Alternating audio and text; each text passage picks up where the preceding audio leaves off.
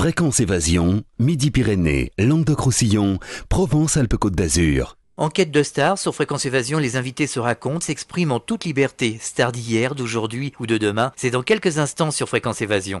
Loisirs, culture, environnement, économie. Sur Fréquence Évasion, l'info dans le Sud est sans limite. Fréquence Évasion, la culture du Grand Sud. Sur Fréquence Évasion, nous sommes en compagnie de Michel Cotet et nous allons parler de radio, évidemment. Michel Cotet, bonjour et merci d'être avec nous. Bonjour Alain.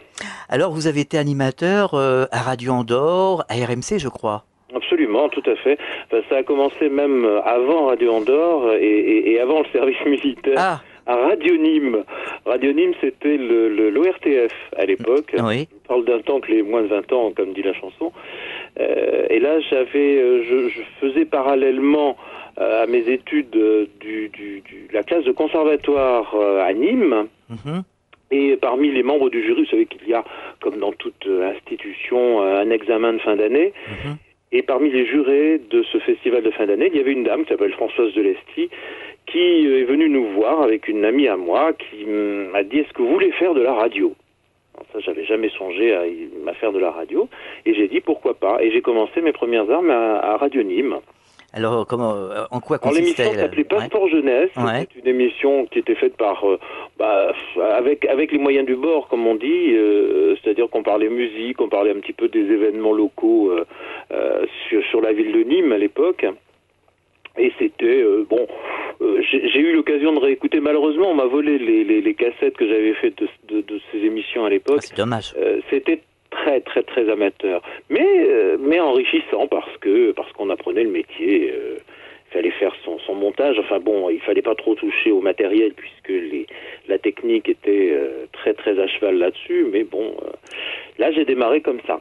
Démarré la radio par Radio Nîmes. Vous deviez être très jeune à l'époque alors. J'étais très jeune. C'était juste, enfin, c'est sur-citeur quand même pour le service militaire. Oui. Mais l'amie avec qui je faisais cette émission, Claudie Toche, elle a continué un petit peu dans l'artistique puisqu'elle a été l'assistante d'Alain Decaux après. Mm-hmm. Et puis maintenant, elle produit une émission avec Jean-Luc Petit-Renaud que l'on peut voir à la télé qui s'appelle les Grands Gourmands. Enfin, Jean-Luc Petit-Renaud va dans les coins de France pour voir des restaurateurs, des créateurs de cuisine, comme il aime le dire, des artistes, et c'est elle qui produit cette émission. Donc à la suite de cette expérience de Radio Nîmes, je suppose que vous avez été séduit par la radio. Ah, complètement, mais la séduction s'est arrêtée brusquement parce qu'il a fallu faire le service militaire. Mmh. Mais c'est un peu, ça freine les ardeurs. Et lorsque je suis sorti du service militaire, j'ai essayé de postuler dans d'autres radios, puisque Radio Nîmes s'était à nouveau organisé, puis il fallait un petit peu dépasser le stade de la petite radio locale. Et j'avais fait des demandes aux 5 radios, il n'y en avait pas beaucoup à l'époque. Non, c'est vrai qu'il y avait Europe 1, RTL, RMC, Radio Andorre et Sud Radio. Voilà, absolument. Et France Inter. J'ai envoyé à tout le monde ma lettre de candidature, et j'ai eu des tas de réponses, la majorité négative bien évidemment, sauf RMC qui m'avait dit « Nous ne souhaitons pas avoir un animateur pour l'instant, mais toutefois, nous conservons votre candidature. » Enfin bon, c'est un petit peu la formule bateau, mais bon, ça m'a laissé espérer. Et puis, j'ai reçu un courrier de Radio Andorre en me disant, voilà, je suis éventuellement intéressé, pourrions-nous nous rencontrer? C'était Gilles Marquet, c'était le PDG de Radio Andorre à l'époque, et il m'a dit, là, je vous convoque rue Bayard à Toulouse. Au 44. Au 44 rue Bayard, absolument. Et là, je me suis rendu évidemment à Toulouse, nous avons discuté très longuement, je crois qu'on a eu un entretien qui a duré un peu plus d'1 heure, et à la fin de l'entretien, Gilles Marquet me dit, voilà quelques disques, vous allez me faire une petite demi-heure d'émission. Alors donc, je suis passé en studio, j'ai fait ma petite demi-heure d'émission, qu'il est venu écouter tout de suite après, donc vous imaginez, ça met à l'aise. Oui. C'est vraiment très très bien. Et il m'a dit, écoutez, voilà, je vous engage, il faut que vous partiez en principauté d'Andorre, que je ne connaissais pas. La grande aventure.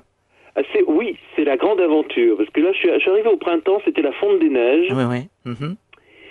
c'était sublime parce qu'il y avait un temps extraordinaire. J'ai passé l'Envalira de façon merveilleuse. Les paysages étaient superbes, c'était très très beau. Et puis je suis arrivé à Andorre-la-Vieille et je suis arrivé dans les studios. Et là, ça m'a fait un choc quand même. C'est-à-dire, expliquez-nous. Ben, un choc parce que j'avais l'impression de rentrer dans un musée, un musée de la radio. Parce que c'est vrai que le matériel, déjà, moi, celui que je connaissais, c'était celui de Radio Nîmes, Ouais. qui était là à la radio d'État, certes, mais qui était un matériel relativement performant et, entre guillemets, moderne. Les années 70, quoi. Voilà, absolument. Et là, effectivement, c'était très, très étonnant. Et il y avait un petit musée, je crois. Oui, il y avait un petit musée en rentrant avec toute l'histoire de Radio Andorre, qui a été une radio formidable, qui a généré des passions absolues de tas d'auditeurs, effectivement. Mais là, effectivement, en 76, fin 76, quand je suis arrivé, 77... C'était plus ça. Est-ce que vous pouvez nous décrire justement les installations de l'époque ? Alors, moi, je me souviens que la cabine technique, c'était quelque chose de très étonnant. Il y avait d'énormes platines. Alors vraiment, elles étaient absolument gigantesques. Vous savez, avec le double plateau, pour lorsqu'on mettait le disque, on calait avec le doigt et on lâchait au bon moment. Donc ça, c'était le sport des techniciens. Les magnétos, c'était absolument gigantesque. C'était des magnétophones qui étaient plus gros que des machines à laver maintenant. Et qui, eux, en revanche, avaient le matin quelques petits soucis de démarrage. C'est-à-dire que avant de se mettre à la bonne vitesse, ça ramait un petit peu, quoi. Ce qui fait que l'hymne andorran, qui démarrait les émissions à 6 heures du matin, était quelquefois un petit peu maltraité, on va dire. Ouais.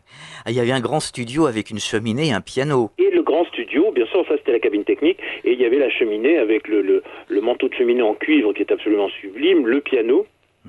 Le piano à queue, un queue complète quand même, ça tient de la place.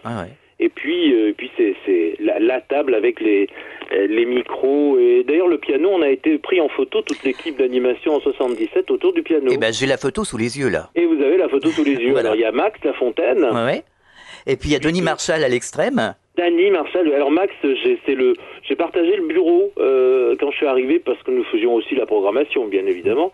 Et j'ai partagé le bureau avec Max Lafontaine quand je suis arrivé. Donc, il y a Denis Marshall, Christian Guillard, qui était le journaliste, Michel Bory, Michel Côté, bon, au milieu, Alain Thibola, qui est actuellement directeur des variétés d'RTL, et Lionel, qui a choisi de partir ailleurs. Voilà. Et oui, Lionel Cassan, que j'avais rencontré d'ailleurs dans ce studio à Radio Andorre, il avait tout juste 20 ans et il présentait un hit parade. Ouais. C'était en 77. Ouais, absolument. C'était l'année où j'étais là. Effectivement, il faisait le hit parade. Il a fait le magazine des Pays d'Oc. Vous savez, on était assez polyvalents dans les émissions. Gilles Marquet écoutait beaucoup l'antenne, c'est vrai, et on nous recentrait un petit peu. Alors, c'est-à-dire que le matin, par exemple, il voulait une voix féminine. Denis Marshall était là. Voix superbe, géniale, donc pas de problème. Et effectivement, le plus jeune, entre guillemets, de l'équipe, c'était Lionel, et c'était Lionel qui correspondait parfaitement le hit parade. Il y avait de magnifiques terrasses. Oui, il y avait une très très grande terrasse qui permettait de faire l'été les émissions à l'extérieur, au soleil, ce qui était bien agréable. Il n'y avait pas trop de bruit ? Non, c'était... Bon, oui, il y avait un petit peu de bruit de fond, mais enfin bon, c'était pas... On avait aussi un studio à Canet-Plage. Ah oui, vous aviez un studio que vous rejoigniez l'été, je crois. Absolument, oui. Alors, il y avait une partie de l'antenne qui se faisait depuis Canet-Plage. Et alors, ce qui est assez paradoxal et amusant, c'est qu'à Canet-Plage, on avait beaucoup de mal à recevoir... Ça soufflait. Ça soufflait. Il y avait un autre studio dans le grand immeuble. À Ancan, il y avait un studio qui était le studio de secours, qui était donc aux émetteurs. Oui. Alors c'était un tout petit studio qui était absolument minuscule, mais qui avait un avantage considérable, c'est qu'à côté de ce studio, il y avait une très grande pièce, et dans cette pièce, il y avait une table de ping-pong qui était dressée. Et donc, avec le technicien, nous avions, pendant que le disque démarrait, on sortait du studio, lui de sa cabine technique et moi du studio, et on allait faire quelques échanges de ping-pong. les auditeurs ont souvent eu l'occasion d'écouter l'étiquette du disque. On était emportés par le jeu et on oubliait un tout petit peu qu'il y avait un disque sur la platine. Ça détendait l'animateur. Le téléphone sonnait parce que Gilles Marquet était à l'affût. Ouais. Qu'est-ce que vous faites? Ça détendait l'animateur, quoi. Tout simplement. Oui, c'est ça, c'était très bien, c'était très agréable, mais enfin, c'était pas très sérieux quand même de faire des choses pareilles. Et il y avait un troupeau de moutons. Ah oui, alors ça, c'était le bureau que je partageais avec Max, donné sur l'arrière de l'immeuble, où il y avait des champs. Oui, c'est quand même la montagne et la campagne. Il y avait un champ et un petit chemin. Et j'avais de temps à autre tout de même, alors c'est vrai qu'on était au bout du monde, mais les maisons de disques nous envoyaient quand même les nouveautés à l'époque, et les attachés de presse appelaient, comme ils le font toujours d'ailleurs, les radios, et quelquefois j'avais des attachés de presse qui étaient dans leur bureau à Paris, et qui m'appelaient en Andorre. La fenêtre de mon bureau était ouverte, parce que il faisait bon, il faisait doux, et à une certaine heure, effectivement, le troupeau rentrait, donc le troupeau passait devant la fenêtre, et c'était une panique indescriptible. Vous imaginez un troupeau de moutons, mais c'était pas des petits troupeaux. Hein. Non. Et mon correspondant me disait, mais qu'est-ce que c'est que ce bruit? Et je disais, mais tout naturellement, mais c'est rien, c'est le troupeau. C'est logique. Je suis passé pour un fou très souvent. Il a dit, non, c'est un vrai troupeau de moutons. Vous êtes à la montagne. Et c'est parce que, quelquefois, les attachés de presse en question ne connaissaient pas du tout l'Andorre. Alors, vous avez dû connaître, évidemment, Arti Parera. J'ai connu Arti Parera, absolument. Alors, Arti Parera, lui, c'était vraiment un homme de radio très, très, très complet. Il travaillait pour Radio-Canada aussi. Il faisait des émissions, beaucoup d'interviews à cette époque-là. Il nous a appris beaucoup de choses. Moi, il m'appelait... Alors, Arti Parera était non-voyant. Et il m'appelait dans son bureau en me disant, viens, on va jeter un coup d'œil sur les pochettes de disques qu'on avait reçues. Et donc je lui faisais un descriptif des fameuses pochettes de disques, des nouveautés. Ouais. Et lorsque les attachés de presse l'appelaient, ils ne savaient pas que Arti était non-voyant. En fait, c'était une façon de cacher cela. Bon, c'était comme ça malheureusement. Ouais. Mais beaucoup de personnes disaient, mais Arti, il faut qu'on se voie, il faut qu'on vienne. Et lui parlait comme un voyant, effectivement, alors que malheureusement il ne l'était pas, mais il dirigeait très très bien son affaire. Hein. La direction des programmes se passait très bien. Il avait beaucoup de courage. Il avait beaucoup de courage et puis c'est vrai que la musique, il adorait la musique, il adorait la chanson, il trouvait toujours le mot juste pour faire un descriptif. C'était assez extraordinaire. Quel était le contenu des grilles de programme de Radio Andorre à l'époque? Alors bon, il y avait beaucoup, c'était très musical. Alors ça ressemblait, c'est vrai, à une petite périphérique. Ça n'avait pas les moyens d'une périphérique style Europe 1 ou RTL qui était là à l'époque, hein, c'est certain. Mais en 77, il y avait un hit parade puisque Lionel Cassan présentait le hit parade. Il y avait un magazine qui était important. Magazine des Pays d'Oc. Le magazine des Pays d'Oc, voilà, que j'ai eu l'occasion de présenter. Le magazine des Pays d'Oc qui donnait un petit peu le tempo musical et de tous les festivals de l'été, par exemple, dans toute la zone de couverture de Radio Andorre. Bon, c'est vrai qu'elle n'était pas immense, la zone de couverture, mais tout de même, on parlait de festivals divers et variés, d'événements sportifs, etc. Comme d'ailleurs tous les week-ends, le dimanche après-midi, c'était fin d'après-midi, les résultats sportifs, qui étaient grandioses aussi. Et il y avait un magazine aussi qui s'appelait Neige et Montagne, je crois. Absolument, voilà. Oui, tout à fait. Bah oui, parce que là, on était quand même bien placés. Bien sûr. On était bien placés pour ça. Et après, vous êtes parti à RMC, je suppose. Alors, moi, vous vous souvenez que lorsque j'avais reçu la réponse d'RMC, on m'avait dit, on garde toutefois votre candidature si on organise un concours. Bon. Et effectivement, j'étais à Radio Andorre et je reçois une lettre d'RMC en me disant, nous organisons un concours. Les éliminatoires vont avoir lieu dans diverses villes de France, dont Toulouse. Alors bon, la principauté n'est pas très très loin de Toulouse. Et nous souhaiterions, si vous avez toujours envie de venir travailler pour nous, que vous veniez passer le concours à Toulouse. Alors effectivement, là ça a un petit peu frité avec Arti Parera qui m'a dit mais si tu vas passer ce concours, je te vire. Exactement les propos. Oh, c'est pas trahir, c'était ancien tout ça. Bien sûr. Je comprends d'ailleurs, je le comprends. Moi, je faisais l'émission, j'ai fait plusieurs émissions. J'ai commencé par faire les matinales de 9h à midi, j'ai fait le magazine des Pays d'Oc, j'ai fait Music and Music, le soir juste avant les émissions en langue catalane et espagnole. Voilà.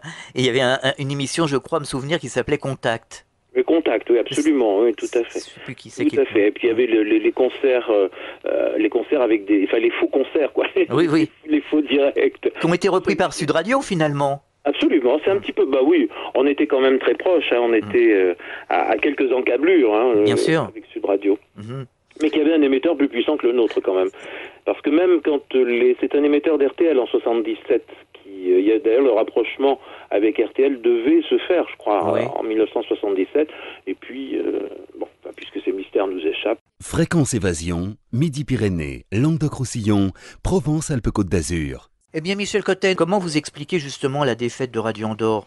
Le fait que Sud Radio soit implanté avec un émetteur plus puissant? Je pense que ça c'était quand même très, comment dit-on, politique et politico-économique en fait, puisque je sais qu'il y avait eu quelques petits soucis et que à l'époque le général de Gaulle avait un petit peu frappé du poing sur la table.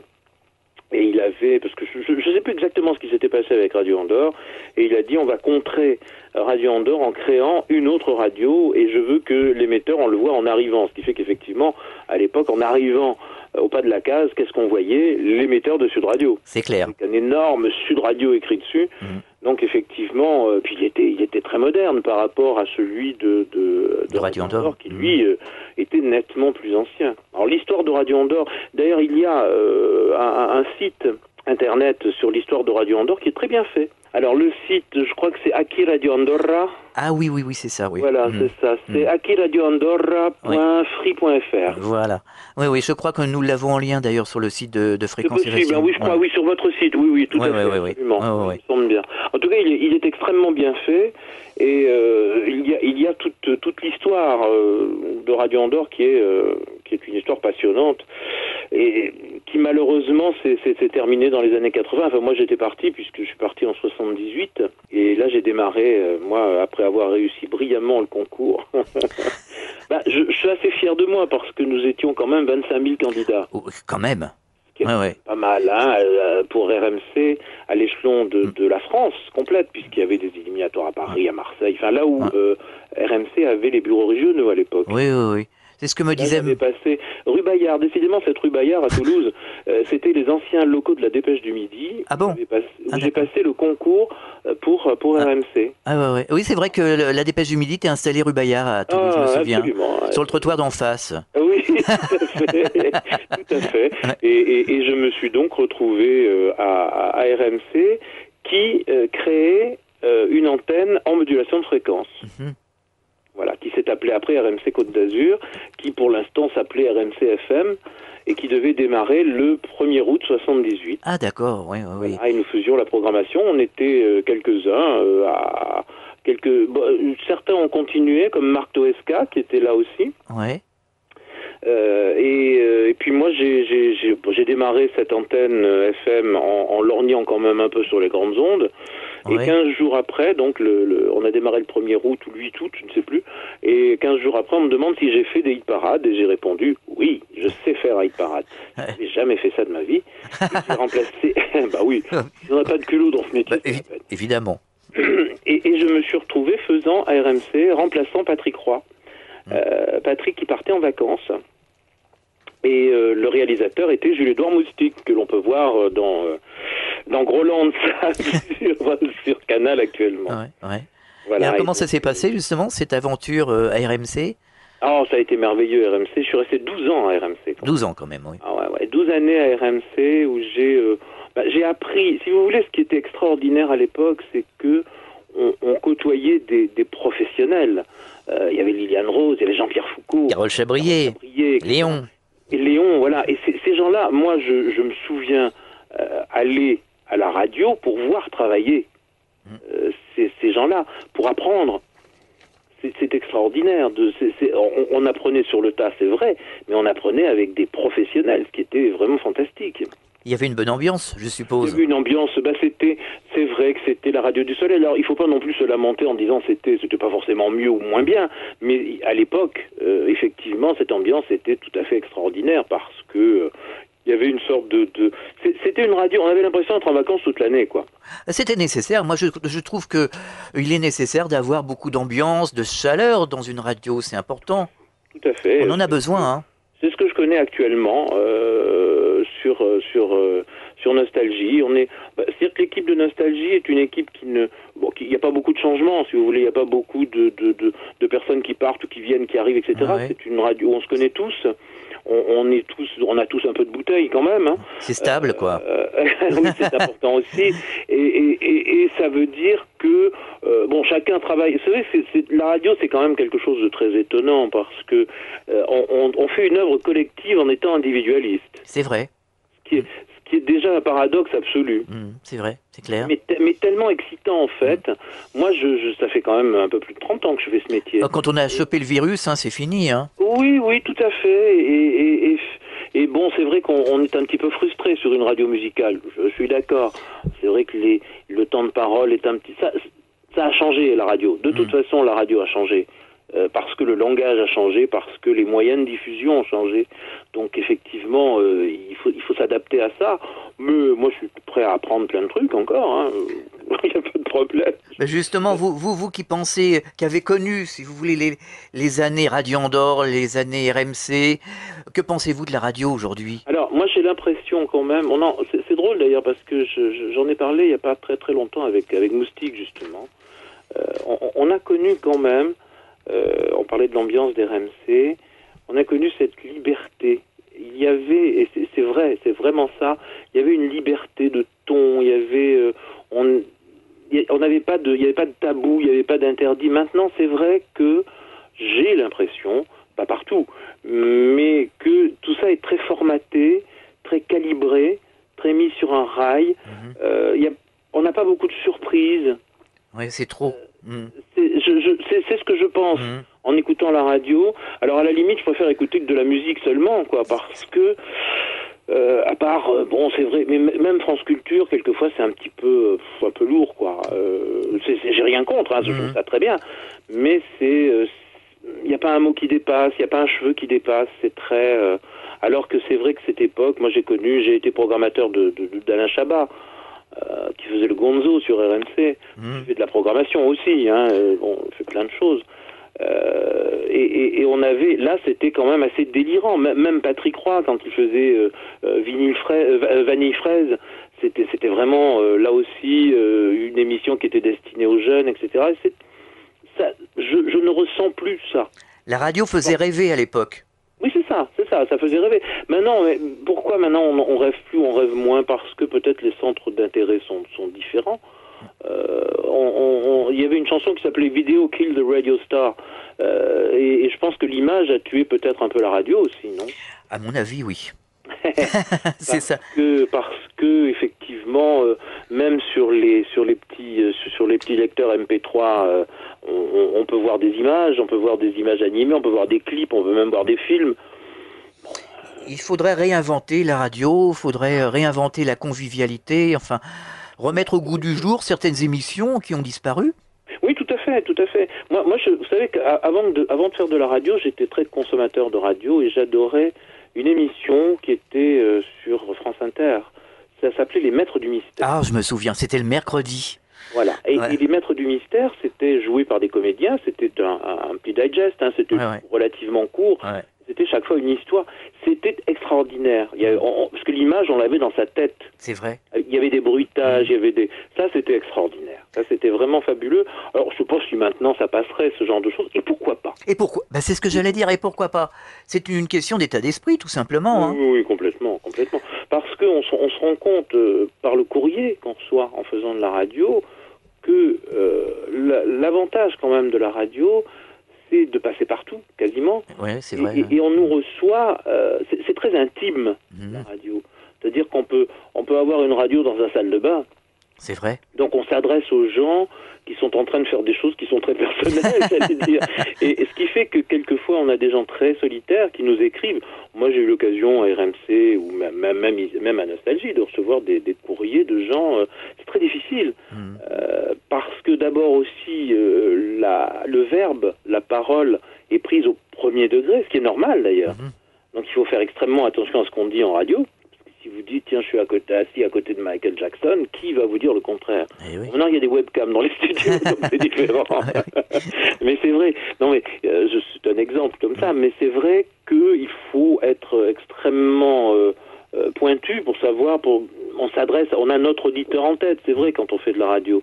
Mais il faut faire aussi très attention. Et c'est cette immédiateté, ce côté convivial, cette passion que peuvent avoir, parce que j'ai des auditeurs qui sont passionnés, qui connaissent toute mon histoire, ce qui est fabuleux quand même. Ah ben c'est clair, moi je sais que on s'était rencontrés, mais bon, à Radio Andorre, en 1977 et des poussières, dans le grand studio. On était jamais beaux, mais on est toujours jamais beaux, il n'y a pas de problème. Oh ben, c'est dans la tête. Hein. Non mais c'est vrai que j'ai des passionnés. Alors j'ai reçu, un jour je faisais un remplacement sur Nostalgie où il y avait un jeu, je crois que c'était les dédicaces le soir, enfin je ne sais plus, et j'ai quelqu'un qui me dit, ah mais je me souviens de vous à Radio Andorre, je me souviens de vous à RMC, vous faisiez telle émission, c'est extraordinaire. Ah mais c'est formidable, oui c'est formidable. Moi je suis émerveillé. Ouais. Mais ça ce sont les gens passionnés de radio. Ah oui, complètement. Il y a des fous, il y a des gens passionnés comme nous, voilà, c'est clair. Et moi j'ai essayé de m'en défaire, mais c'est pas possible, hein. Non, on peut pas, c'est pas grave. Mais c'est pas grave, c'est une passion qui est quand même relativement saine. Qui est saine. Ah ouais. Voilà, exactement. Ah ouais. Moi, je me souviens, parce que j'étais gamin, j'écoutais Sud Radio et Radio Andorre, j'avais un tout petit poste, et alors je le mettais sur la fréquence, j'ai dit, est-ce que je suis bien sur la fréquence? Et puis ça venait d'un seul coup, j'ai dit, ça y est, il faut plus rien toucher. Ah oui, on avait intérêt à pas bouger trop la radio. Ah non, fallait rien bouger. Ah non, parce que sinon on perdait le fil, comme nous d'ailleurs dans le studio de Radio Andorre, où quelquefois le micro tenait un petit peu avec du papier collant. Oui. Et avait la fâcheuse tendance de tomber pendant qu'on parlait, ce qui était extrêmement gênant. Oui, le directeur devait pas être content. Ah non, mais Gilles Marquet a été... c'est un type extraordinaire. Il a supporté toutes nos facéties avec beaucoup d'humour, même s'il ne le montrait pas. Il fallait quand même faire preuve un peu d'autorité. Bien sûr. Mais et son frère Jean-Louis, lui, était directeur technique. Ah d'accord, ouais. Voilà, c'était la famille qui était là... à l'époque où j'y étais moi, hein, mais après Arti Parera. Et après bon, c'est vrai que l'histoire de Radio Andorre s'est terminée un petit peu tristement, c'est vrai, c'est dommage. Mais un média qui ferme, c'est un petit peu quelque chose. On enlève quelque chose, on enlève une part d'histoire. Ah, c'est sûr. C'est sûr, et puis c'est une part des auditeurs, c'est une part de rêve qui s'en va. Ouais. C'est pour ça que nous on essaye de redonner vie. L'image de Radio Andorre, on essaye de la recréer, quoi. Ben il faut retrouver tous les gens, surtout. Alors, voilà, ils arrivent, tout contents. Alors, ils arrivent, il y a eu Max Lafontaine. Il y a Max Lafontaine, il y a David Gérard. Lafuente. Oui, voilà. On était près de l'Espagne, hein, c'était La Fuente à l'époque. Ben voilà. Denis Farou. Denis, oui, tout à fait, qui est sur France Bleu actuellement. France Bleu, il est sur France Bleu, on va le retrouver là dans quelques jours. D'accord. Et puis Dany Marshall aussi. Mais Dany Marshall, elle est timide. Elle m'a dit, je suis en fin de carrière, vous savez. Oh, mais ça n'existe pas. Ça n'existe pas. Jamais en fin de carrière. Ben non, c'est pas possible. Il faut aller toujours de l'avant. Il y a Alain Thibola. Oui. Bon, ça sera peut-être plus difficile à joindre parce que ses fonctions, effectivement, sont...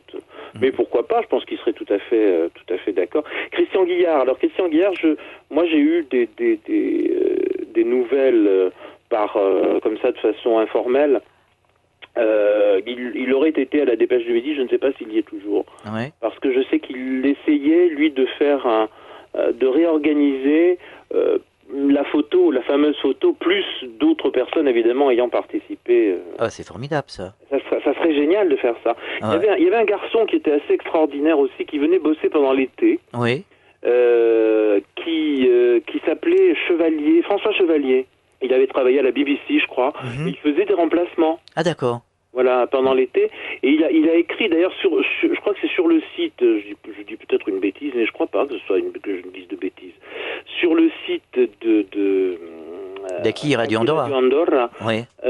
Il parle justement, il évoque un été 76, je crois, ou quelque chose comme ça. Ah d'accord, oui, c'est intéressant. Et alors lui aussi, ça serait peut-être... Mais alors c'est ça, le problème, c'est réussir à retrouver les gens qui veulent bien... Pour le moment, ça a l'air d'être bien parti. Écoute, tant mieux, ça serait bien. Ça a l'air d'être bien Radio parti. Andorre, c'était merveilleux. On signait les justificatifs publicitaires. Ah oui. Puisque les secrétaires étaient espagnols ou catalanes, et effectivement, donc nous parlaient avec l'accent. Et c'est elle qui rédigeait la météo. Alors ça, c'est une anecdote nouvelle. Et quand je devais donner la météo, c'était la première fois que je lisais la météo avec accent. Parce que les nuages étaient devenus les nuages. Vous écoutez Fréquence Évasion, Midi-Pyrénées, Languedoc-Roussillon, Provence, Côte d'Azur. Ah il y avait une animatrice qui après est partie sur Sud Radio qui s'appelait Maria Lapura. Oui, absolument. Moi, je l'ai pas connue. Moi, elle n'était pas quand j'étais là. Ouais. Et après, elle est partie sur Sud Radio, d'ailleurs, avec l'animatrice Carole. Il faisait l'émission le soir, Carrefour de nuit, ou je ne sais plus quoi. Oh là là, oui. C'était la grande époque. Ah ouais, faire remonter dans le temps, ça fait du bien. Et alors, quand vous êtes arrivé à Nostalgie, ça a dû faire un choc quand même, parce que c'était une radio musicale, se retrouver à Paris. C'est très différent. Si vous voulez, moi j'ai eu plusieurs casquettes quand j'étais à RMC. J'étais animateur, bien sûr, mais j'étais aussi programmateur. Je fais de la programmation musicale. Je me suis même occupé des RMC classiques. Donc je programmais de la musique classique 24/24, pas mal. Ouais. Radio RMC s'est beaucoup intéressé à Radio Nostalgie à l'époque, et Nostalgie était dans les murs de RMC à Monaco. Ouais. Après avoir, là aussi il y a eu une grande histoire pour Nostalgie qui a commencé à Lyon. Ouais. Et moi j'ai fait de la programmation pour Nostalgie, la programmation musicale, et effectivement comme il y avait beaucoup d'anciens d'RMC qui me connaissaient, ils m'ont dit viens travailler avec nous, tu verras, etc. Il faut dire aussi qu'à l'époque RMC était un petit peu sur le déclin. Foucault était parti, en 90. Oui, ça allait pas fort. Ouais. Ça marchait nettement moins bien qu'avant. Et c'était une expérience là aussi. Vous savez, moi, comme je vous le disais tout à l'heure, moi je suis prêt à tenter une expérience, et j'avais jamais travaillé en disc jockey. Ouais. Ça n'existait pas. À RMC, vous imaginez, avec les techniciens défendaient leur précaré, ce qui est assez naturel. Bien sûr. Et donc, je n'avais jamais travaillé. Mais j'ai dit oui. Là aussi, j'ai dit oui. Et ben voilà. Ouais. Alors quand j'ai démarré à Nostalgie, je crois que j'ai fait toutes les bêtises qu'on peut faire en la première demi-heure. Ah d'accord. C'est-à-dire enlever le disque qui tourne, parce qu'on utilisait au début encore les platines, les disques vinyles. Voilà. Donc j'ai enlevé le disque qui tourne et j'ai tout fait. J'ai ouvert le micro quand il fallait pas, etc. Mais ça pendant la première demi-heure. Une fois qu'on a fait toutes ces conneries-là, c'est fini. Après c'est bon. Voilà. Et effectivement, ça s'est bien passé après. Ouais. Après on est passé au DVD, au CD. Donc avec le CD, c'est quand même déjà un peu plus fiable. Ouais. Et on a de très beaux équipements. Et maintenant on a encore, là on a même plus de disque. C'est comme nous, tout est dans l'ordinateur. Voilà. Voilà, on a le logiciel. Un clic de souris et on envoie les disques. Voilà. Alors, est-ce que toutes ces prouesses techniques qu'on peut accomplir, parce que c'est quand même superbe, il faut quand même être conscient de la praticité de la chose, absolument, de la qualité, parce qu'en plus c'est des qualités de sonore extraordinaires. Est-ce que ça aussi, ça n'a pas tué une magie qui existait Je pense que c'est vrai, c'est une réflexion que Pauline Sulac faisait dans une émission de Max Lafontaine. Elle disait que finalement, elle n'était pas sûre qu'on fasse de la meilleure radio avec un matériel plus performant. Absolument. Oui, il faut plus innover. C'est plus ce que l'on a dans la tête, c'est plus la créativité qu'il faut mettre en avant. Oui, je crois parce que techniquement parlant, maintenant c'est vrai qu'il y a plus vraiment de choses.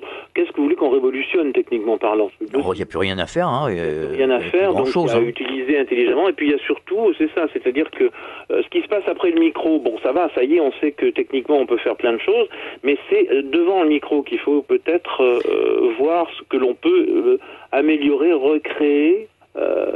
On peut pas refaire le passé, c'est idiot, c'est pas du tout à faire ça, mais une autre écriture radiophonique serait peut-être de bonne aloi, effectivement. Et puis il faut amener du contenu. Oui, absolument. Parce qu'on a trop tendance maintenant à faire de la musique, et essentiellement que de la musique. Alors bon, il y a aussi les contraintes économiques, j'allais dire, parce que c'est vrai que ça coûte cher une radio, on est tout à fait d'accord. Mais on vous dit, il y a les sondages, ça existait, les sondages à l'époque, pour vous dire que c'était, bon, ça existait plus ou moins, mais enfin, c'était pas vraiment axé comme maintenant. Non. Alors, le sondage, ça veut dire que là, tu fais 150 000 auditeurs, là, tu en fais 125 000. Pourquoi? Qu'est-ce qui s'est passé? Ces contraintes-là sont extrêmement contraignantes, si j'ose dire, c'est vrai. Et justement, ça masque toute envie de délirer. Et les gens écoutent de la musique. On se rend compte que quand il y a des plages musicales énormes, ça fait des points énormes. Donc, que vous disent les directeurs d'antenne ou les directeurs de programme, dans ces cas-là, ils vous disent, on parle pas. Ouais. Alors, c'est ce qui est rigolo à notre époque, c'est que oui, il y a des radios qui parlent toute la journée, ou des radios qui font que de la musique toute la journée, quoi. Alors bon, là, il y a aussi, et ça c'était quand les FM commençaient à se créer, moi j'ai déjà pensé à ça, je disais c'est vrai que la radio thématique est une bonne chose, parce que quand on est en voiture, parce qu'on écoute beaucoup la radio en voiture. C'est vrai. On a peut-être envie, pendant un quart d'heure, une demi-heure, une heure, j'en sais rien, d'écouter des gens parler, pourquoi pas, ou de justement d'écouter des radios comme il en existe. Là, j'étais sur la Côte d'Azur cet été, il y a des radios lounge qui sont très très bien, avec de la musique douce, avec des... Ça, c'est extrêmement agréable aussi. Il n'y a quasiment pas d'animation, il y a quelques pubs en italien et en anglais, ça suffit. La radio, elle s'est diversifiée, quoi. Elle s'est diversifiée et effectivement, je crois qu'on est, enfin, à part une certaine frange de la population, quoi qu'on a, on a par exemple, je parle de nostalgie puisque je connais quand même bien le problème, on a des fidèles, et des fidèles bec et ongles, qui nous défendent absolument et qui écoutent en permanence. Mais je crois que ce genre d'auditoire qui est complètement bloqué sur une radio, est-ce que ça va durer? Parce que ça, je sais pas du tout. Il y a les mêmes pour RTL, il y a les mêmes pour Europe, sûrement. Mais il y a une telle diversité d'écoute maintenant que la jeune génération, ou la génération des trentenaires, est-ce que eux ne vont pas changer les choses? Je sais pas. Je sais que moi je zappe beaucoup, je change, je passe d'Europe 1 à RTL, après je passe sur Radio France, Nostalgie. C'est vous le zappeur fou. Oui, c'est moi. Donc voilà, mais je recherche inconsciemment quand même des programmes plus conviviaux, quoi, c'est ça. Oui, tout à fait. Mais c'est vrai que moi, j'écoutais la radio quand j'étais gamin, avant d'en faire, bien évidemment. J'écoutais Maurice Biraud. Avec des références. Avec Micheline Français. Oui, non, mais c'était très chouette, c'est très drôle. Monsieur Préfontaine. Oui, absolument. Tout à fait. Et moi, j'écoutais ça. Et c'était formidable. C'était vraiment très très bien. Il y avait cette espèce de connivence. Il y avait. Moi, j'ai eu la chance. Un jour, j'ai fait des remplacements parce que j'ai eu l'occasion. J'étais un petit peu à RMC, ce qu'on appelle l'animateur SAMU. C'est-à-dire, c'est comme ça que je m'étais baptisé. Ouais. C'est-à-dire que lorsqu'il y avait un malade, inconsciemment, je traînais dans le coin et on me sautait sur le poil en me disant il faut que tu remplaces telle ou telle personne. Ce qui fait que ça m'a fait faire plein de choses. C'était très très bien et j'avais fait un soir Les routiers sont sympas. Ah, d'accord. Avec Max, parce que c'était une émission qui était faite par Billy à l'époque, à Monaco, et Max Meignier bien sûr à RTL, et c'était en duplex, les deux radios, pour le sud et pour le nord. Donc j'ai fait ça, c'était extraordinaire. C'était vraiment extraordinaire. Quand Franck Fernandel faisait les soirées d'RMC, Franck, quelquefois, il n'était pas là. Donc j'avais ce privilège extraordinaire de remplacer Franck, qui lui avait un dialogue avec des auditeurs, justement, qui étaient des gens fabuleux. Et ça c'est... Bon, alors c'est vrai, il y a Macha aussi, mais Macha, c'est quand même très, très ciblé... Macha, oui, c'est un peu spécial, Macha, mais enfin bon, elle rend service, elle a son auditoire. Oui, tout à fait. Enfin, moi, je me fais pas trop de soucis pour elle, puisque là, elle reprend sur MFM. Alors, c'est formidable. Ça va bien. Voilà. Mais il y avait aussi les routiers sont sympas, étaient aussi sur Sud Radio avec Marie-Ange Roy et... Marie-Ange Roy, oui, absolument. Eric James. Et Eric James. Alors, Eric James, moi, je l'ai connu à RMC en tant que programmateur. Ah, d'accord, oui. Ouais. Mais Eric a été, on l'a déplacé de son Andorre natal, et là, ça a été terrifiant. Son passage à RMC, il était très mal, quoi. La principauté de Monaco, Oui, c'est pas beaucoup ça. Hein. Son monde était changé, quoi. Ah oui, complètement. Ouais. C'était.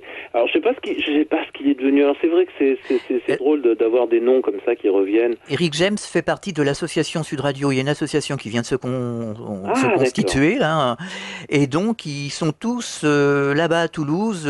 Enfin, il y a Jean-François Vasseur, il y a Eric James, il y a Marie-Ange Roy, enfin toute l'équipe. Et donc avec David Gérard, ils ont créé cette association, l'association Sud Radio. Bah moi je fais partie des anciens d'RMC, hein, donc. Ouais. Il y a aussi une association du personnel d'RMC. Ah, il y a une association aussi, oui. Absolument, oui, tout à fait, qui est importante. Ouais. Puisque RMC, alors là aussi, la fin d'RMC a été assez terrible aussi, puisqu'en plus alors c'est épouvantable parce que quand je pense que je suis passé à Radio Andorre, et Radio Andorre, l'émetteur l'immeuble n'existe plus. Oui, c'est vrai. Andorre, il n'y a plus rien. Ouais. À Monaco, l'immeuble d'RMC n'existe plus. Oh, attention, vous portez malheur, hein. Il a été détruit. Maintenant, ils ont construit un hôtel. Oui. Donc, si on fait des réflexions dans l'émetteur d'Energy Group, je dis attention dans l'immeuble, je dis attention, j'ai déjà détruit 2 immeubles.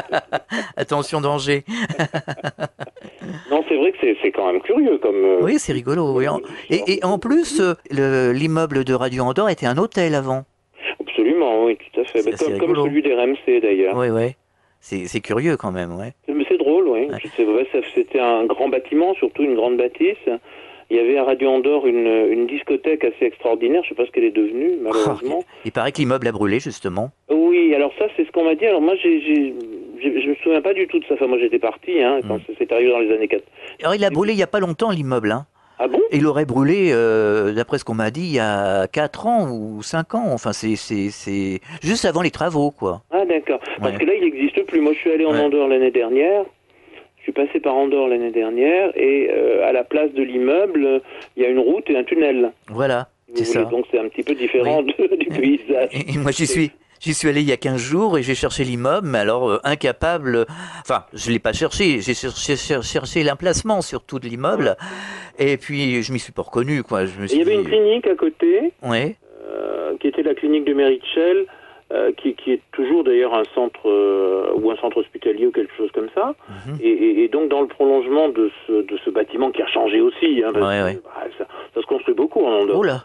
Là, je sais qu'il y a un tunnel qui va rejoindre je ne sais quoi parce qu'il n'était pas ouvert moi quand je suis passé. Donc, Par contre, l'immeuble le bâtiment de l'émetteur en Caen existe toujours. Il existe toujours puisque j'y suis allé, j'ai fait des photos là il y a quelques semaines. Et donc, il est toujours là et on cultive des salades au pied de l'émetteur. Pourquoi pas ? On en a dit quelques-unes de salades dans le micro, donc après tout, pourquoi pas ? C'est le résultat. Mais l'émetteur, ce qui était très drôle, c'est qu'il avait été construit dans le style des maisons traditionnelles d'Andorre. Oui, avec la tour, une belle tour. Ouais. Ça, c'était une belle idée. C'était vraiment de l'écologie avant la lettre. C'est clair. C'était pas une espèce de chose comme ça. Mais vous savez ce qu'ont fait les Andorrans quand même, parce que le sanctuaire de Meritchel, qui était une chose du 12e ou du 13e siècle, je ne sais plus, avait brûlé. Et c'est un grand architecte, qui a construit le nouveau, bien sûr. Et le nouveau ressemble à une centrale électrique. Hein. Qu'est-ce que vous voulez ? Enfin, c'est mon sentiment maintenant. Et je trouve ça un peu dommage. Ça serait pas un grand bâtiment sur la montagne c'est ça. C'est très étonnant. On dirait une centrale électrique, sérieusement. J'ai dit, c'est une centrale électrique, ça. C'est un sanctuaire. D'accord. Celui d'avant, enfin celui du 12e ou du 13e, je ne sais plus, hein, je dis peut-être des bêtises. En fait, c'était aussi ancien que cela, a brûlé. D'accord. Ce qui malheureusement arrive. Et il a été reconstruit par un architecte de renom en plus. C'est pas. Alors, quand on voit un émetteur qui refait dans le style des maisons et des immeubles traditionnels du pays, on pourrait peut-être refaire quelque chose, pas faire une copie conforme, mais quelque chose qui se rapproche, quoi. C'est quand même la moindre des choses. C'est vrai que là, j'ai remarqué en Andorre, quand on descend sur Andorre-la-Vieille, ils ont refait, alors je me souviens plus des villages, je crois que c'était passé Ordino, ou je ne sais plus, et ils ont tout refait, des nouveaux immeubles, mais alors ils ont recollé de la pierre par-dessus. Oui, tout à fait. Hein, c'est très joli. Tout à fait. Ouais. Absolument. Ouais, ouais. Et ça, c'est quand même bien, parce que, mais c'est quand même toujours une grande entreprise commerciale, l'Andorre. Hein. Bah oui, oui, c'est clair, c'est les cigarettes, c'est l'alcool, c'est ce qui... L'alcool, le matériel Voilà. électrique, les bijoux, les parfums. D'ailleurs, on retrouve tous les Toulousains dans les magasins, dans les rayons, au pas de la case, les grands magasins. Hein, on les Ouais. retrouvait déjà, ils étaient déjà Oui. là. Et non, mais c'est vrai que c'est vrai que c'est intéressant. Ouais, ouais. C'est vrai que l'Andorre vit beaucoup avec ça, c'est sûr. Alors moi j'ai des souvenirs d'hivers andorrans très très rigoureux avec de la neige dans Andorre-la-Vieille, avec les chasse-neige, des trucs. Ouais. C'était pas marrant. Hein. Ah oui, mais moi je me suis sauvé de l'Andorre. Hein. Je devais être embauché moi, au magasin Pyrénées à côté, Ouais. et j'étais embauché et je me suis sauvé. Parce que Oui, je me suis dit, c'est vrai que bon, quand on fait un métier qu'on aime, c'était mon cas à la radio, ça allait, mais il est certain que le pays était maintenant, je sais pas, on peut sortir peut-être plus facilement, mais lorsqu'il y avait la couverture nuageuse, on aurait dit qu'il y avait le couvercle sur la marmite. ah oui, oui, oui, oui. On se sentait un petit peu avec la frontière du pas de la case fermée. Ah oui, oui, oui, absolument. Là. Et l'autre vers l'Espagne aussi, à la CO d'Urgel. Oh là là là, oui, oui, oui. Bon. Et je me suis dit, comment je vais faire pour redescendre à Toulouse? C'est ça, c'était mon problème. Le train aussi, il y en avait un ou deux, je crois, mais il mettait je sais plus combien d'heures pour regagner Toulouse. Qui passait par la tour de Carole. C'était, oh là là. Extraordinaire. Mais c'est drôle. C'était folklorique, hein. C'était C'est folklorique et il est vrai quand même que la principauté, quand on sort des villes, des immeubles, est absolument splendide, quoi. Les paysages c'est magnifique. sont absolument magnifiques. Magnifique. Et je suis monté à l'émetteur de Sud Radio l'autre jour à pied, et alors j'ai vu de la dentelle, c'était tout bleu, c'était fantastique. C'est sublime. Ah ouais. Tout à fait. Là c'est. Et là, moi j'ai mon écran d'ordinateur devant et je suis en train de revoir des photos du studio. Et je porte une chemise absolument effrayante. Mais comment on pouvait vendre des choses pareilles à l'époque? C'était les années 70. C'était les années 70. Oui. Et, Lionel était très très digne, lui, avec la petite veste, la chemise blanche, voilà. Une chemise à fleurs absolument hallucinante. Je sais pas ce que c'est que ce truc. Enfin bon. Quand je l'avais vu, il avait une chemise blanche. Ah oui. Très très très chemise blanche. François Chevalier, voilà, était un individu qui venait tous les étés faire quelques remplacements et qui a écrit d'ailleurs toute une histoire de cet été-là, justement, avec beaucoup d'anecdotes qui sont assez rigolotes. Radio Fréquence Évasion, Grand Sud. Vous aviez chacun des bureaux là-haut dans cet immeuble à Radio Andorre? Oui, on avait des bureaux. Enfin, moi, j'ai partagé mon bureau avec Max. Oui. Avec Max Lafontaine. Alors moi, j'étais assez, disons, relativement ordonné. Max était un petit peu plus, un petit peu moins, qu'on va dire. Et en face, il y avait donc le bureau avec les secrétaires qui nous donnaient les justificatifs et puis à qui il fallait donner les programmes, etc. Et qui, on avait des choses très étonnantes. Vous savez, quand certains disques, quand on sortait de la discothèque, on sortait le disque de la pochette et il y avait des faces du disque qui étaient entièrement rayées, mais rayées volontairement. C'est-à-dire que elles avaient, avec des ciseaux, on avait massacré la face du disque pour ne pas le diffuser. Ah oui, parce que c'était ça. Vous savez, il y avait encore Franco en Espagne. Oui. Enfin, moi, il était sur la fin, là. Mais c'est vrai qu'avant, on ne pouvait pas passer n'importe quoi. Et vous deviez avoir des conflits, alors, justement, à Radio Andorre avec ces... Non, parce que... Non, je parle pas au sein du personnel, mais politiquement parlant, avec l'Espagne, non?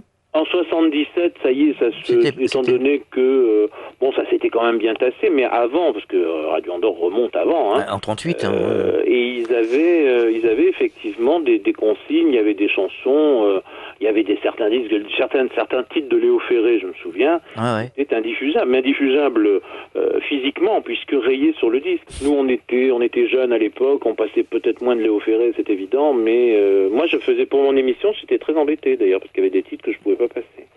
Mais vous deviez avoir de la place dans cet immeuble, il était grand, hein, cet immeuble de Radio Andorre. Grand, mais il y avait un autre émetteur, un autre studio, qui était au 2e étage, avec un immense micro-girafe. Et moi j'ai le souvenir d'être, parce qu'il devait y avoir une maintenance dans le studio traditionnel, et dans ce studio avec ce micro-girafe qui était gigantesque, vous savez, c'était les micros, des merveilles, quoi, des pièces de musée. L'alimentation du micro, elle était au-dessous, alors c'était une boîte, on aurait dit un coffre, quoi, vraiment. Et d'un seul coup, j'ai entendu un grésillement et une énorme fumée noire qui sortait du coffre, et l'alimentation du micro venait de mourir bêtement. Ah d'accord. C'est qu'on n'avait plus de micro, c'était très bien. Il fallait utiliser un micro dans la cabine technique avec Monsieur Coll, qui était le technicien, qui était pas tout jeune, qui avait connu lui Radio Andorre à l'époque. Et vous alliez. Une particularité, il était dur d'oreille, ce qui est très ennuyeux pour un technicien radio. Et vous alliez dans ce studio de temps en temps faire des émissions alors? Rarement, très rarement. C'était vraiment parce qu'on ne pouvait pas aller à l'émetteur pour parer au plus pressé, on va dire. Ah d'accord. Parce que c'est vrai que l'immeuble paraît vraiment très très grand. Moi, j'ai connu que le rez-de-chaussée, hein, mais il me semble qu'il y avait de la place. Mais les pièces sont immenses, hein, de toute façon. Quand on rentrait, il y avait ce grand hall d'entrée, ce musée avec toutes les photos, la cabine technique qui était gigantesque. Et au fond, donc, le grand studio, était absolument immense. Il était immense. Avec la cheminée. Et puis ensuite, on montait au premier étage, et là, il y avait donc tous les bureaux. Celui d'Arty Parera en l'occurrence, celui de Gilles Marquet. Gilles Marquet était plus souvent à Toulouse qu'en Andorre, mais il y avait Jean-Louis Marquet, des services techniques qui étaient là. Il y avait quand même pas mal de monde. Il y avait le bureau de Lionel était tout au bout du couloir, ça je me rappelle très bien. Le bureau il y avait le bureau de Dany aussi. Enfin, c'est un petit peu flou encore ça dans les emplacements, si vous voulez. Et vous réalisiez des émissions à Toulouse, rue Bayard? Non. Jamais. Non, jamais. Non. Il y avait très peu de. Il y avait des podiums. Il y avait des podiums. À part celui de Canet-Plage. Oui. Jérémy qui venait faire pendant l'été. Il y avait un centre commercial. Vous imaginez qu'il y avait un centre commercial en Andorre. Bien sûr. C'est clair. Et donc il y avait des jeux avec les estivants qui venaient gagner des lots offerts par les magasins du centre commercial. J'ai souvenir de ça, c'était uniquement pendant l'été. Que pendant l'hiver, c'était relativement impraticable, si vous voulez. Et ces podiums se pratiquaient qu'en Andorre? En Andorre ou à Canet. Ou à Canet. Voilà. À Canet, il y avait aussi des chanteurs, je crois. Il y avait un magnifique studio qui était sur la plage, qui était meublé en meubles contemporains absolument superbes.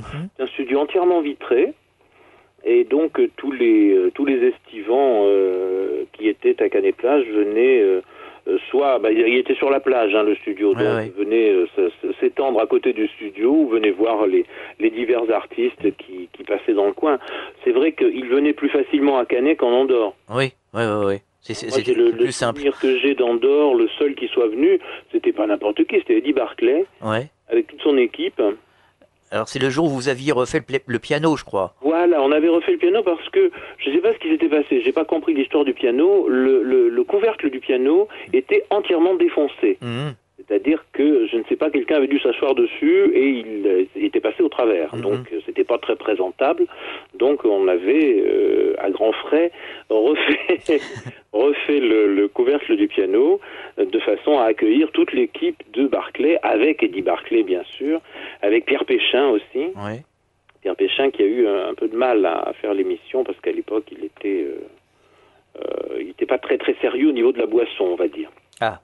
Il le reconnaît, hein. Il le reconnaît. Il a eu. Pourtant, il était au fait de son succès. Et il était un peu pas sérieux, quoi. Voilà. Mais l'émission s'est faite avec Dany, d'ailleurs, qui avait fait l'interview de Pierre Péchin. On a eu... qu'est-ce qu'on a eu encore? On a eu très très peu d'artistes. Enfin, moi, j'en ai connu très peu. Hugo Frey, Ringo, je crois avoir vu sur des photos... oui, mais ça, c'était pas là, moi. C'était à Canet-Plage? Oui, à Canet. C'est plus facilement à Canet, parce qu'en Andorre, Daniel Gérard, si on avait eu... Oui, Daniel Gérard, Nicoletta. Nicole, oui, on parle de Nicole. Grande Nicole. Alors, vous organisiez des jeux, alors, à Canet? À Canet, il y avait des jeux avec... C'était Jérémy, toujours, qui était là. Ou Michel Bory, quelquefois, qui y allait. Absolument. Ça, c'était... Lionel, lui, n'en restait souvent à... Dany aussi a fait des jeux, mais c'était des jeux téléphoniques, je crois. Jérémy, c'était aussi un animateur podium. Parce que c'est vrai que c'est différent, hein, quand on fait du podium, quand on fait de l'animation. Ça n'a rien à voir. Et qu'on est en studio, c'est tout à fait autre chose. Et il y avait Angelina Gualbert qui faisait l'émission du soir après les émissions en langue française. Donc moi je finissais à 21h et eux démarraient jusqu'à minuit. Les émissions en catalan et en espagnol. Je me souviens les avoir entendus. Et vous faisiez des podiums aussi sur Toulouse? Pas à ma connaissance en tout cas. Non, pas de podium sur Toulouse. Non. Bah, si vous voulez, les moyens financiers de la... Bon, tout ça a un coût, hein, si vous voulez. C'est sûr. Les moyens n'étaient pas extraordinaires. Je trouve qu'on se débrouillait plutôt bien avec ce qu'on avait. Mais il est certain que c'était pas... on n'avait pas les moyens d'Europe ou d'RMC ou d'RTL à l'époque. C'est sûr. C'est évident. Alors, il y a une légende, paraît-il, qui court sur le piano, le fameux piano. C'est Max Lafontaine ou David Gérard qui nous l'ont expliqué. Il paraît que il y a des années, bien avant les années 70, on transportait le directeur des programmes dans le piano. Parce qu'il y avait des problèmes, je sais pas, il sortait en cachette avec le piano et il y avait le directeur dedans, quoi. C'est original. Mais moi, j'ai connu Arti Parera comme directeur des programmes. Arti Parera était quelqu'un de relativement confortable et bien portant. C'était un peu complète, hein, le piano, donc on pouvait peut-être le mettre dedans, mais quand même. Moi, j'ai jamais fait ça. Déjà, faut déjà trimballer un que complète. Hein. C'est clair. Vous avez déménagé un piano comme ça, mais c'est lourd. C'est pour ça qu'on dit que c'est une légende. Est-ce vrai? C'est sûr. Mais alors, le fameux directeur des programmes n'avait pas la conscience tranquille, alors. Je crois. Sortir comme ça. Mais avec les démêlés qu'a eu Radio Andorre dans les années 40 et 50. Absolument, oui. D'ailleurs, il est fort possible que... oui. Il n'y avait pas de souterrain. Hein. J'ai pas le souvenir d'avoir vu de souterrain ou de choses-trappes ou de portes dérobées. C'est pour ça il y avait que le piano, quoi, finalement. Voilà, mais parce que je suis tombé sur un article hier, enfin c'était pas un article, c'était un extrait consacré à Radio Andorre dans un livre, et c'est vrai qu'il y a eu quand même des sacrés démêlés, quoi. Ah oui, tout à fait. Ah, l'histoire, c'est vraiment... c'est pas la petite histoire, c'est aussi la grande histoire. Hein. C'est la grande histoire. Il y a vraiment... Ah oui, Radio Andorre. Et Radio Andorre a été cette radio qui a permis à des émissions extrêmement célèbres de naître. Oui, absolument. D'être reprises par Radio Andorre, parce qu'il y avait Radio Luxembourg à l'époque. Oui. Et puis Radio Andorre, voilà. Ouais. C'est ce qui fait l'intérêt aujourd'hui, d'ailleurs. Hein. Oui, tout à fait.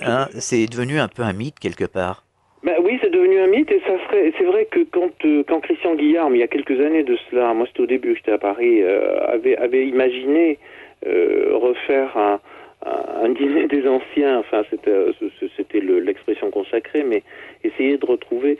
Alors pourquoi pas ça serait. Il y a Alain Chabat qui a travaillé à Radio Andorre. Ah oui, il faudrait que je le contacte. Quand on voit tous les animateurs qui sont passés par là. Qui ont débuté la plupart là, c'est tout à fait sympathique. Ça serait sympa de refaire quelque chose. Pourquoi pas? Qui sait? Mais oui, c'est intéressant. Avec ce que vous avez entrepris là, moi je dois dire. Évasion, on ne sait jamais. Je dois dire que ça me passionne. Et ben voilà. Voilà, ça me passionne. D'ailleurs, c'est vous avez toutes les cartes en main, cher ami. C'est ce qu'a fait Sud Radio, hein, finalement, avec leur association. C'est ce qu'ils essayent de recréer et de faire justement des repas des anciens, etc., etc. Bien sûr, mais c'est ce que RMC fait. C'est assez extraordinaire. Moi, j'ai malheureusement pour l'instant pas pu encore aller à un des repas, mais j'ai vu des films ou des photos. Alors c'est extraordinaire parce qu'il y a des gens que j'ai pas revus depuis 15 ans. Ouais. Donc c'est très drôle parce que sur les photos on dit mon Dieu qu'est-ce qu'il a changé et on oublie de se regarder dans le miroir. Mais c'est toujours très très drôle. Oh, pas tant que ça finalement.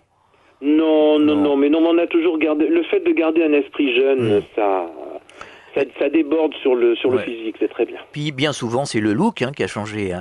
Bah oui, puis c'est normal. Puis en 70, je ne remettrai jamais plus une chemise comme celle qu'il y a sur les photos, je peux vous rassurer. Ni de pantalon pas de def. Ah non, les pantalons pas de def, non, c'est fini ça. C'est fini. C'est clair. On était jeunes et puis on suivait la mode. Oui, bien sûr. Donc c'est bien ce que je dis, on n'a pas changé, quoi. Non, on n'a pas changé. Voilà, on est toujours pareil. Oui, absolument. Michel Cotet, merci d'avoir participé à cette émission sur Fréquence Évasion. À très bientôt pour une autre émission dans notre Grand Sud, entre Menton et Toulouse. Fréquence Évasion.